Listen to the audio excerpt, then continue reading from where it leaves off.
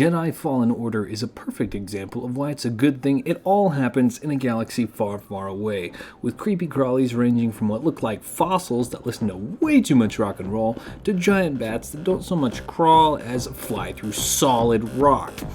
And some of you might be crazy enough to wish these Star Wars crafty horrors were real.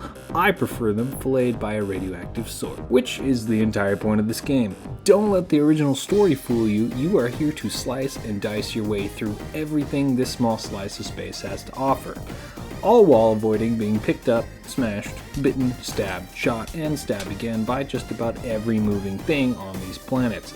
And the only way to avoid this is to either get good, run away, or find so many health packs you can outlast your foes in War of Attrition. And that's where the stim crates come in, because while getting good and running away are always viable strategies, having a health bar that theoretically extends across the entire screen is so much cheesier. But you came here for art and not cheese, so in this video I'm going to show you how to steal an entire sim crate for yourself using Blender, Substance Painter, Substance Designer, and Unreal Engine. So hold on to your butts because we're about to go for a ride. Oh, I'm so happy with this. This is cool. This is one of the coolest things that I've done for now. We start by firing up Blender, the hottest modeling suite since New York Fashion Week. The nice thing about Blender and its presets is that we already have the first set completed, a cube, which we then give some beveled edges. Now that the base is done, the next thing we need to do is channel our inner conquistador and spread some wonky Christianity to the sides of our box. Before we can extrude the giant crosses, we need to make sure the topology is cut perfectly, so that when the time comes, all we need to do is press E and watch the magic happen. But it's also so we don't have to backtrack and redo everything. I'm sure saying that won't come back to bite me later. Unfortunately, it's later, and I have been bitten. We are scrapping all progress and starting over because for some reason, my tiny mind can't wrap itself around how to make everything a quad.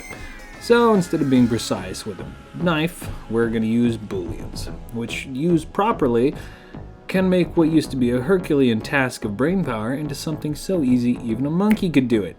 However, it does come with the side effect of slowing progress to a crawl by making us check every single vertex and weird face for anomalies.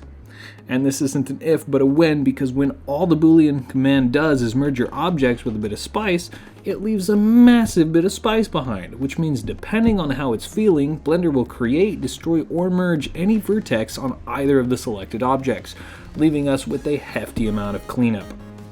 But that cleanup is worth it because now we can move on to the last bits on the top. To do this, we'll make a cylinder, make it about the same size and not use Boolean. And this is far simpler than Christianity. We bring in a plane, align it with the cylinder, make some loop cuts, drag the vertices to match the roundness of the cylinder, make more of the plane, and merge the plane and the box together. And with that, our low poly is done. Now we just have to put it in the subdivide oven and wait for a high-res model to come out. While Blender cooks this high-res model, let's check up on what Cal is doing. Oh look, he's found some weird collision. Well, don't get too muddy, Cal, you'll have to fight a giant bat in a bit. A what? And while I wonder if there's more like that on other planets, you can help Cal get unstuck by hitting that like button. Oh look, it's perfect. Now that we have our high and low res meshes, we need to export them and switch over to Substance Painter to start the fun part, texturing. And texturing this is by far the most fun part of the process because while you can paint the whole thing by hand, you can also set up so the computer does it for you. I wouldn't say it trivializes the painting process, but it does, and it takes far, far less time. And this is where our high-res model comes in because it has all the information Substance needs to make the low-res look fabulous. All thanks to baking. No, Cal, not that kind of baking.